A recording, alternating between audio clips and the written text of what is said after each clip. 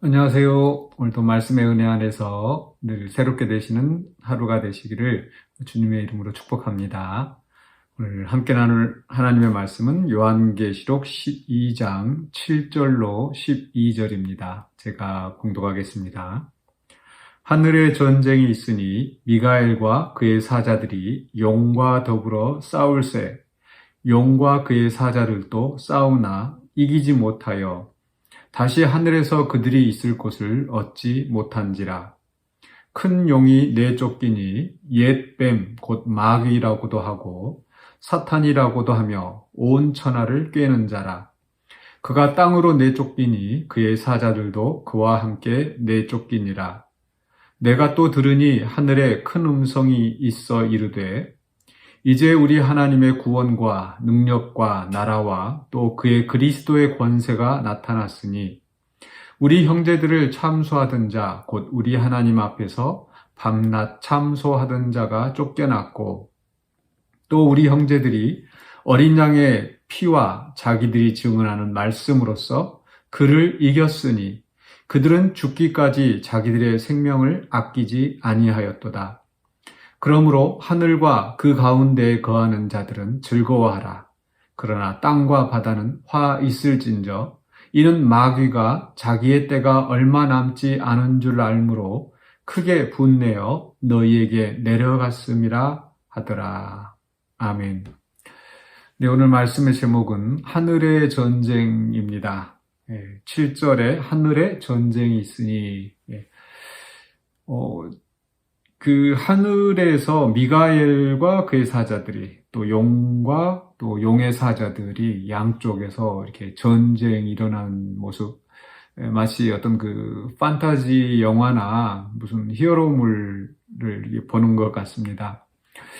그런데 이것을 통해서 오늘 성경이 우리에게 무엇을 말씀하시는지 그 의미를 잘 이해하면 또 많은 은혜가 되겠습니다.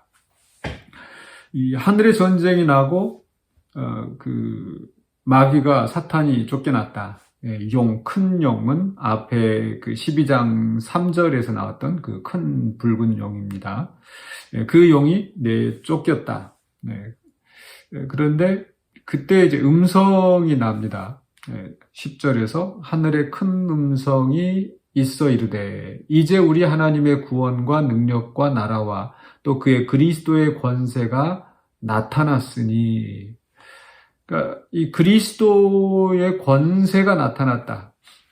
하나님의 구원과 능력과 나라가 나타났다. 그러니까 앞에 그럼 이 미가엘과 이 용과 싸우는 전쟁이 무엇인가? 사실 그 안에서 그리스도가 보이지는 않죠.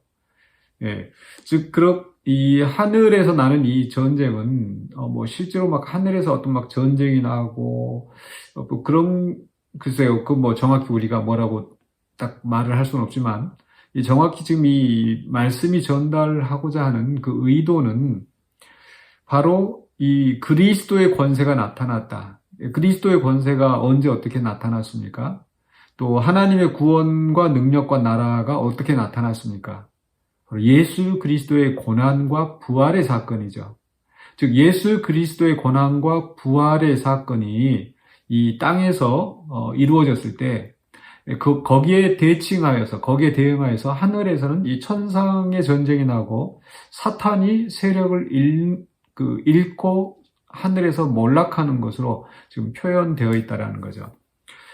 즉 앞에서 12장 1절로 6절 말씀에서 이 여자가 아들을 낳고 그 아들은 하나님 앞과 그 보좌 앞으로 올려갔다. 이 말씀이 곧 그리스도의 죽으심에서 부활하신 것, 또 이게 그 마귀가 그를 삼키고자 했던 것은 바로 그 그리스도가 당한 고난. 그러나 결국 그 그리스도가 그 아들이 남자가 나고 보좌 앞으로 올려갔다는 그 말씀은 그리스도가 권세를 받으시고 또 하나님 보좌 우편에 앉으신 이 상황을 이야기하는 거죠. 그래서 이것이 그 12장 1절로 6절이 땅에서 일어나는 일들을 상징적으로 보여주고 있다면 이제 12장 7절부터는 바로 그 그리스도의 사건이 이 사탄에게 이 어떤 영향력을 미쳤는가? 바로 그 사탄이 이제 권세를 잃었다라는 거죠.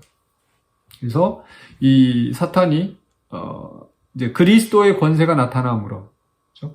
그 전에는 사탄이 우리 여러분 그 예수님을 시험할 때 사탄이 마귀가 예수님을 데리고 세상을 보여주면서 이 모든 것이 이제 내게 주어졌다. 그러니까 네가 나한테 절을 하면 내가 이걸 너한테 넘겨주겠다 이렇게 말을 하죠. 이 사탄은 그러니까 그리스도의 권세가 나타나기 전까지 이 공중 권세 잡은 자입니다. 그 권세를 가지고 그 권세가 이제 3절에서도 보시면 그 머리가 7이고 뿔이 10이라 그 여러 머리에 7 왕관이 있다. 이게 권세를 가진 상태인 겁니다. 사탄이 권세를 가지고 그럼 하늘에서 뭘 하는가?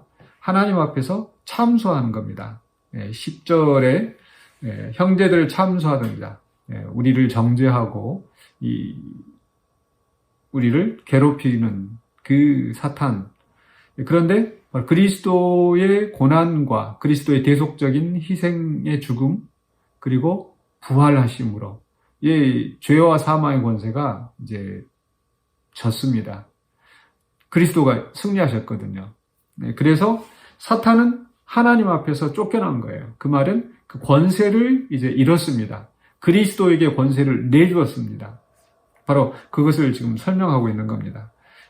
그런데 이상한 것은 또 하나 11절에 거기서 우리 형제들이 어린 양의 피와 자기들이 증언하는 말씀으로서 그를 이겼다. 이것도 굉장히 중요한 말씀입니다.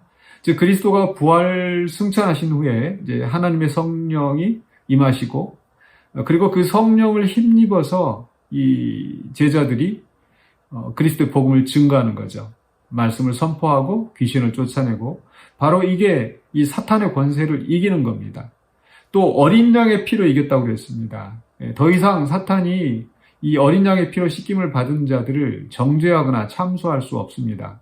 그렇기 때문에 바로 이 어린 양의 피로 씻김을 받은 자들 그리고 말씀을 선포하고 말씀이 확장되면서 이 하나님의 나라 그리스도의 통치가 확장되는 거죠. 그게 바로 이 사탄을 이기는 것입니다.